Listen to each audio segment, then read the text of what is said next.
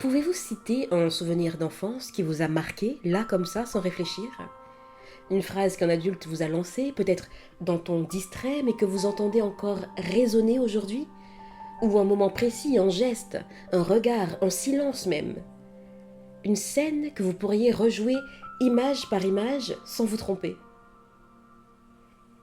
Si vous avez un souvenir en tête, c'est tout à fait normal. Et si ce souvenir a encore du poids émotionnel, c'est normal aussi. Il y a fort à parier que vous en ayez plus d'un. Parce que ce que nous avons vécu dans nos premières années laisse des traces. Certaines sont douces et nourrissantes, d'autres sont plus rugueuses, inconfortables, mais elles sont là. Et elles continuent d'influencer ce que nous pensons de nous, des autres, du monde qui nous entoure. S'il y a bien un point qui continue de me fasciner dans les accompagnements que je propose, mais aussi en prenant du recul sur ma propre vie, c'est de voir à quel point les expériences de l'enfance façonnent encore notre vie d'adulte, jusqu'au moment où nous en prenons conscience et que nous décidons de reprendre la main. Vous savez, il y a une chanson qui dit On n'oublie jamais rien, on vit avec. Et selon moi, c'est une posture plus réaliste et surtout plus saine, puisqu'il ne s'agit pas d'effacer ni de prétendre que rien ne s'est passé, mais d'apprendre à vivre avec, à cohabiter avec ses souvenirs sans pour autant qu'ils ne prennent toute la place. Il ne s'agit pas d'oublier l'enfant que vous avez été. Il s'agit de l'écouter, de l'apaiser et de le rassurer quelque part. Certaines phrases, certains silences, certains manques ont pu marquer plus qu'on ne l'imagine. Vous souvenez-vous d'un « tu ne réussiras jamais » balancé dans ton sec par un professeur, d'un « sois fort, ne pleure pas » qui vous a coupé l'accès à vos émotions pendant des années? Ou même d'un « oh, tu es toujours trop sensible, trop lent, trop rêveur, trop brouillant ». Ces mots-là ont parfois plus de pouvoir qu'une punition. Ils s'infiltrent, ils deviennent des croyances. Et ces croyances deviennent nos murs intérieurs. Mais vous savez quoi?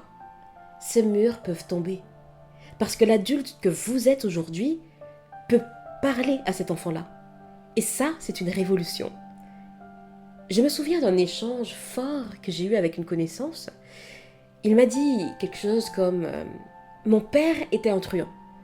C'est pour ça que je me suis imposé une discipline de fer pour ne surtout pas lui ressembler. Mon frère, lui, est devenu sa copie conforme, pour exactement les mêmes raisons. La même enfance, deux réactions opposées. Preuve que ce n'est pas uniquement ce que nous avons vécu qui nous construit, mais surtout ce que nous en faisons, l'angle depuis lequel nous regardons l'histoire. C'est pour ça que l'enfant en vous n'est pas simplement une trace du passé, il est là, il est encore vivant. Il continue d'attendre des réponses, de l'amour, de l'attention, et il est encore temps de lui en donner. Je ne parle pas ici de grandes cérémonies ou de thérapies complexes et onéreuses, même si elles peuvent avoir leur place. Je parle de petits gestes du quotidien. Se regarder dans un miroir et se parler avec bienveillance. Ne serait-ce que ça. Ne serait-ce que ça. Prendre une décision en se demandant « Est-ce que ça ferait du bien à l'enfant que j'étais ?»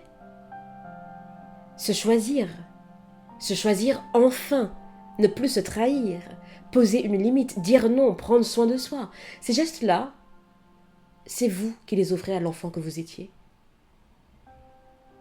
Et puis, rappelez-vous, le corps, lui aussi, se souvient. Si vous sursautez quand quelqu'un crie, si vous vous recroquevillez à la moindre critique, ce n'est pas une faiblesse, c'est un système de défense qui a été mis en place depuis longtemps. Mais aujourd'hui, vous êtes l'adulte. Et c'est à vous d'assurer la sécurité intérieure de l'enfant qui n'a peut-être pas eu cette sécurité.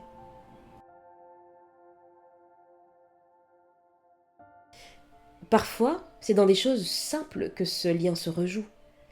quand vous décidez de ne pas vous forcer à rester dans une relation toxique, quand vous arrêtez de courir après une réussite vide de sens, quand vous prenez le temps de rêver à nouveau, quand vous allumez une bougie juste pour faire du bien.